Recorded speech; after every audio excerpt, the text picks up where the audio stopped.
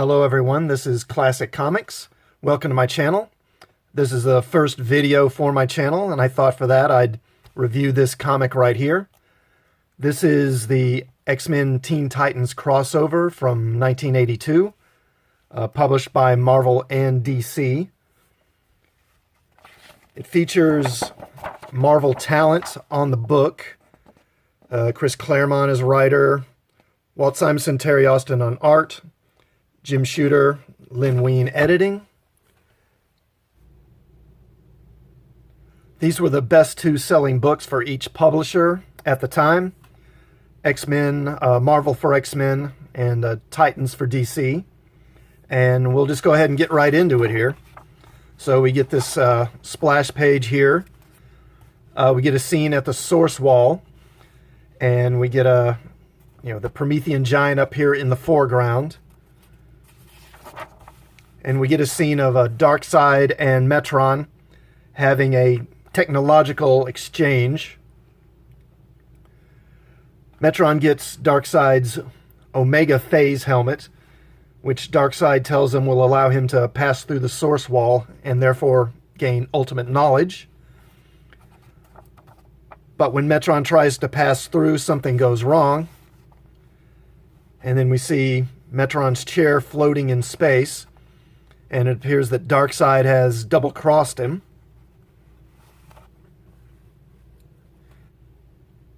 We then cut to the X-Mansion, where we see the X-Men having another danger room scenario. And over the next couple of pages, we meet each of the X-Men. We are told who they are, and we get a quick display of their powers. And so in a couple of pages, 2.5 pages, we learn who all the X-Men are, what they can do. This comic follows the principle that every comic is somebody's first comic, right? So at the beginning of the story, you want to kind of reset everything and reestablish who everyone is and what they can do. That way a new reader comes in and isn't completely confused about what's going on. So later that evening, they get a visit from Darkseid. And Darkseid uses Metron's Psychon wave, I believe is what he calls it, to begin siphoning off the memories of Jean Grey that the X-Men have. Each one of them gets visited until there's only Kitty left, but she wakes up, sees Darkseid, and I love this panel right here. Simonson makes Darkseid look absolutely terrifying here. All the X-Men come running. Darkseid is gone, but we see an apparition of Jean. She asks for the X-Men to help her. And the X-Men are left wondering what's going on. Then we cut to the Titans.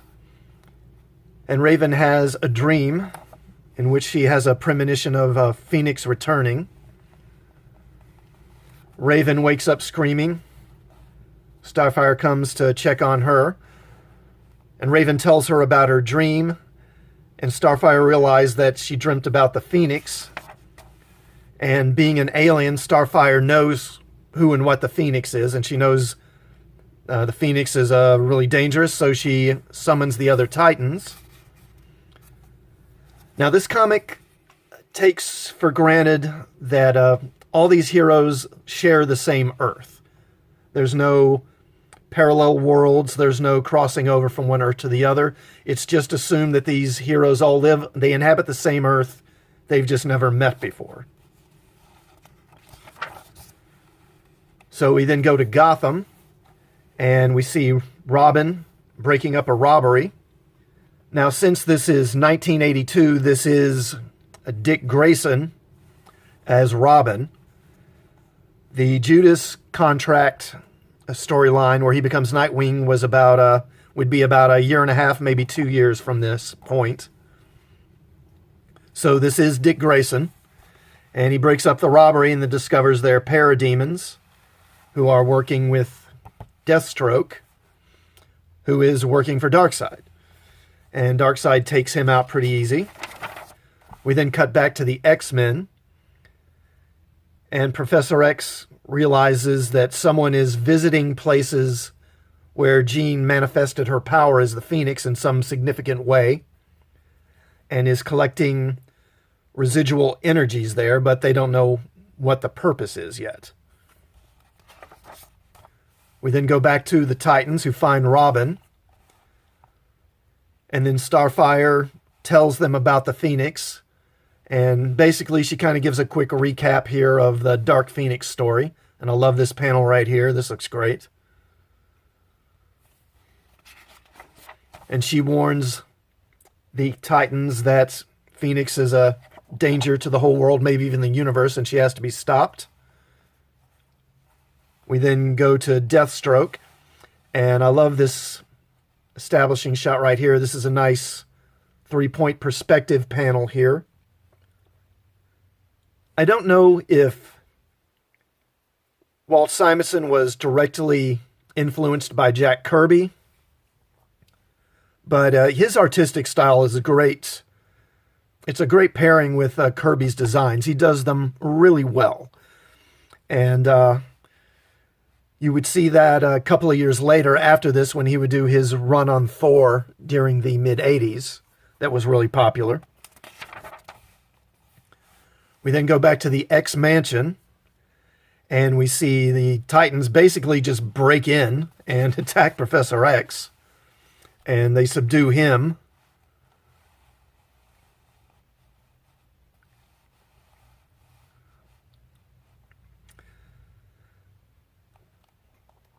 Then there's a boom tube, and you have the parademons, Darkseid's parademons, attacking. And then the parademons mistake the Titans for the X-Men, so they attack the X-Men and capture them. And they do it a little bit too easily, in my opinion. And then they take the X-Men back to Darkseid. We then cut to the desert here, and again, another great establishing panel here. And Deathstroke and the parademons are using this device to siphon off some of the Phoenix's energies at this spot. Then the X-Men arrive, and we get a quick little fight here between Deathstroke and Wolverine. They destroy the mechanism, but then again, Deathstroke and the parademons attack the X-Men and defeat them way too easily, in my opinion. I think this is just a situation where the needs of the plot just kind of took priority. Then we get this great 2-page spread here by Simonson at the wall, the source wall.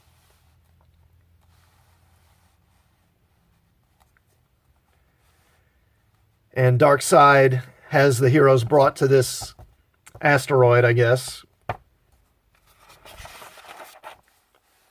And Deathstroke arrives with the X-Men. So they plug the X-Men into the Psychon wave machine. And Darkseid harnesses their memories and the energies that they've collected to resurrect the Phoenix. And it works. But this is the Phoenix Force. This isn't really Jean Grey. And Darkseid claims her as his bride, and then reveals he wants to use the power of the Phoenix to create fire pits on Earth and turn Earth into a new apocalypse. Then Darkseid and Dark Phoenix leave for Earth. The heroes get free. And we get the big moment here where the two teams finally meet each other. And the great thing about this book really is some of the great character work that Claremont puts in. He knew the X-Men well, of course. He wrote the X-Men, and he pretty much defined these characters, their identities, their personalities. Not Cyclops or Professor X so much, but definitely the others.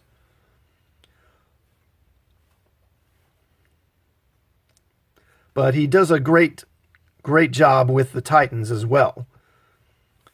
We get this nice moment here between Raven and Wolverine.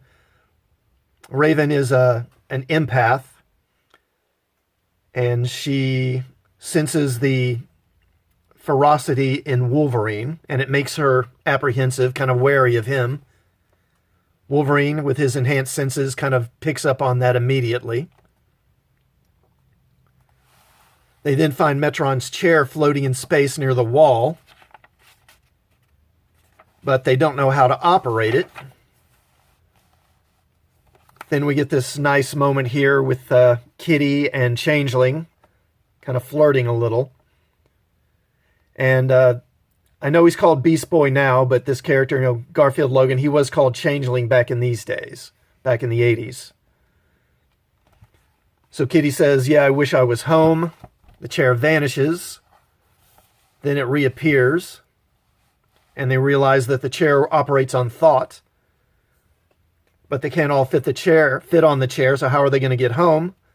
And Kitty has an idea and has Changeling turn into Lockheed the Dragon. The idea being that he'll hold the chair and then they can all climb on board him and they'll all return to Earth that way.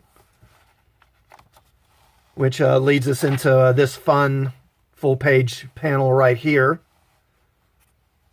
when they return to Earth.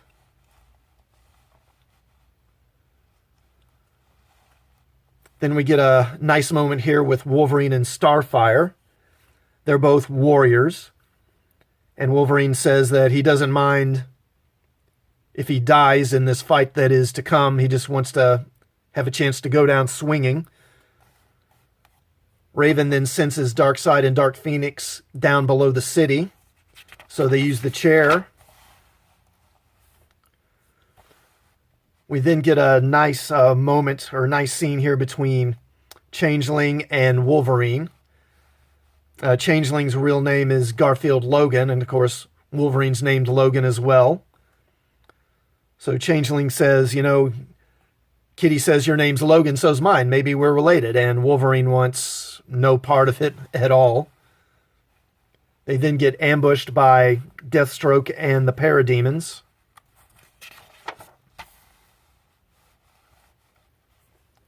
And Robin realizes that this is really just a distraction or just delaying them.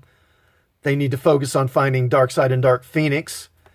And one thing I noticed on rereading this is Robin doesn't really do a whole lot in this story. He mainly just gives orders. But Cyclops agrees, so they bring the cavern down on top of the Parademons while they make an escape. And then we get this nice panel here. I love the heat coming off of Cyclops' visor there. And then we get another great establishing panel right here.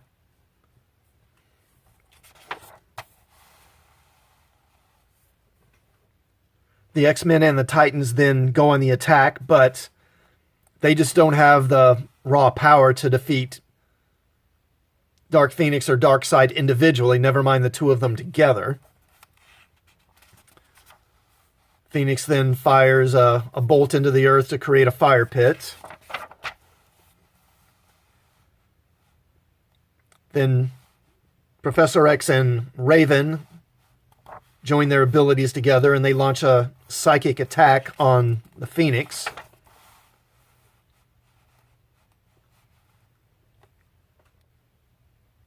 This causes the Phoenix to start to fade away or dissolve.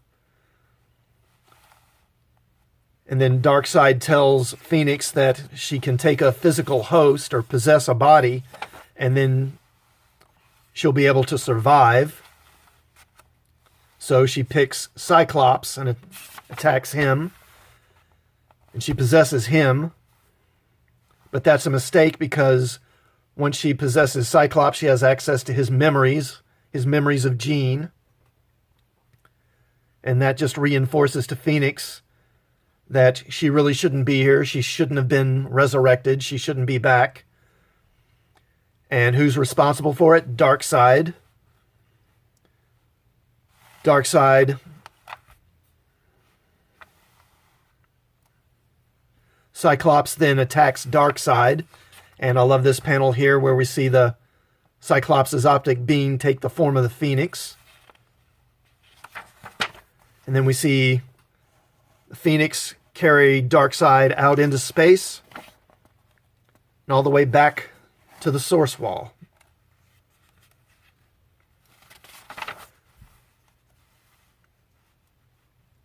We then get one short scene here at the end.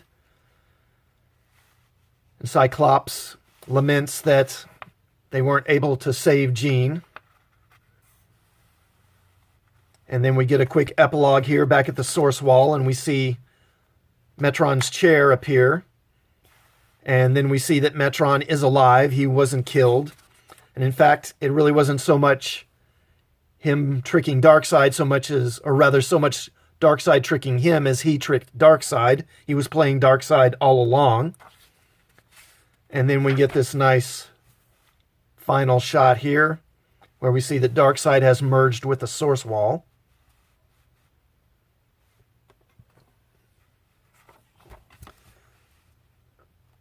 So we get this nice back cover here, and the cover's great. It's a nice 2-page cover. And I love that Cyclops is really kind of front and center here on the cover. Cyclops is really the Captain America of the X-Men, in my opinion. I really hate what they've done with his character over the years. They seem to be fixing that now. And who isn't on the front cover? Who isn't? Wolverine, who is way, way back here in the background. So this was supposed to be the first of a series of crossovers between Marvel and DC back in the early 80s. After this X-Men Titans team up, there was supposed to be a Justice League Avengers crossover that would have been written by Roy Thomas and drawn by George Perez. And that project was actually begun. Perez drew several pages for it, but the whole thing wound up falling through. Who is at fault for that? Kind of depends on who you ask. Roy Thomas put all the blame on Jim Shooter. I'll probably do a video on that sometime and go into more depth on that. Then after that Justice League Avengers crossover, there was supposed to be another X-Men Titans team up that would have had the X-Men and Titans fighting the Hellfire Club and Brother Blood. Unfortunately, that didn't happen, but we did get this. And this is one of my personal favorites. I really just love this comic. So how about you? Did you read this comic back then? And if you did you like it? And for that matter, did you like this video? If you did, then please subscribe. Please like the video. And please hit the bell for notifications for more videos. And I'll see you next time. Thanks.